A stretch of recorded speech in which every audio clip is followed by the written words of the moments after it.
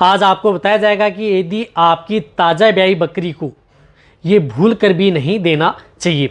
क्या नहीं देना चाहिए? कई बार क्या होता है कि यदि आपकी जो ताज़ा ब्याई बकरी होती है उसे यदि आप कुछ इस तरह की चीज़ें खिला देते हैं उसकी वजह से बकरियों की मौत भी हो जाती है। क्या नहीं देना चाहिए वह आपको शॉर्ट में बता दिया जाएगा, क्योंकि बहुत से इस प्रकार के जो भेड़ पालक हैं या बकरी पालक वाले हैं, बकरी पालन वाले हैं, उनके कमेंट्स आते रहते हैं कि हमारी बकरी की जब डिलीवरी होती है तो उसमें हमें क्या देना नहीं चाहिए।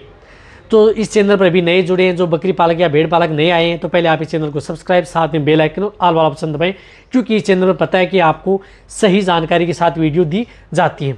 देखो, सबसे पहले तो मैं आपको बताना चाहता हूं कि यदि आपकी बकरियां ताज़ा ब्याई हुई हैं तो उसे यदि डिलीवरी नॉर्मल हुई है, किसी भी तरह की कोई आपने डॉक्टर की ज़रूरत नहीं पड़ी है, नॉर्मल हुई है, तो भी आप ध्यान रखें। यदि आप जो डॉक्टर से निकलवाते हैं, जो बच्चा फंस गया है उसको निकलवाया, या जेर का कुछ भाग फंस गया उसको यदि हाथ से निकलवाया, तो आपको भूल कर भी उन चीज़ों का प्रयोग नहीं करना है। रही बात, सबसे पहले तो मैं अनाज बताता हूँ कि आपकी जैसे यदि बकरी ब्याई हुई है तो आप उसे अनाज बिल्कुल भी न दें, किसी भी तरह का कोई भी अनाज, चाहे उसमें गेहूँ हो, चाहे बाजरा हो, चाहे मक्का हो, चाहे मेथी हो, चाहे ग्वार हो, कोई सा भी मोटा अनाज हो, वह आप अपनी बकरी को भूल कर भी नहीं देना चाहिए। इस बात का आपको जरूर ध्यान रखना है। कितने दिन नहीं देना चाहिए? 3 दिन, यानी 72 घंटे तक आपको इस चीज़ का ध्यान रखना है कि आपकी बकरियों को कोई भी अनाज पेट में नहीं जाना चाहिए। क्योंकि इससे दिक्कत क्या होती है? इससे दिक्कत होती है कि आपकी बकरियों में पेट में जो रूमन की पीएच है वह डाउन हो जाती है, जिससे कई बार बकरियों में एसिड बन जाता है। तो एसिड की वजह से बकरियों में कई बार पेट में पानी भर जाता है ताज़ा ब्याई बकरी में, और कई बार फूड पॉइजनिंग की भी शिकायत देखने को मिलती है। तो आप भूल कर भी आप अपनी बकरियों को ये न दें।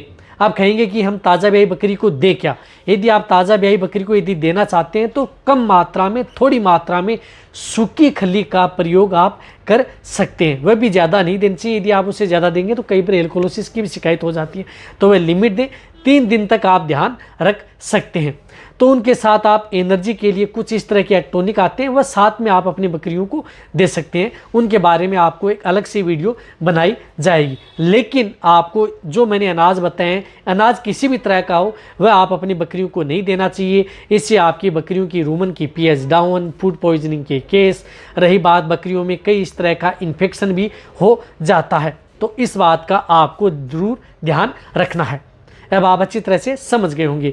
रही बात, आपको और भी डिटेल से वीडियो लाई जाएंगी भेड़ बकरियों के बारे में, किस तरह का ध्यान रखना चाहिए ब्याने से पहले भी। रही बात, ये ब्याने से पहले भी आपको 2 से 3 दिन इन बातों का ध्यान रखना है, जो अनाज है वो, ताकि आपकी बकरियों में तरह की दिक्कत देखने को न मिले।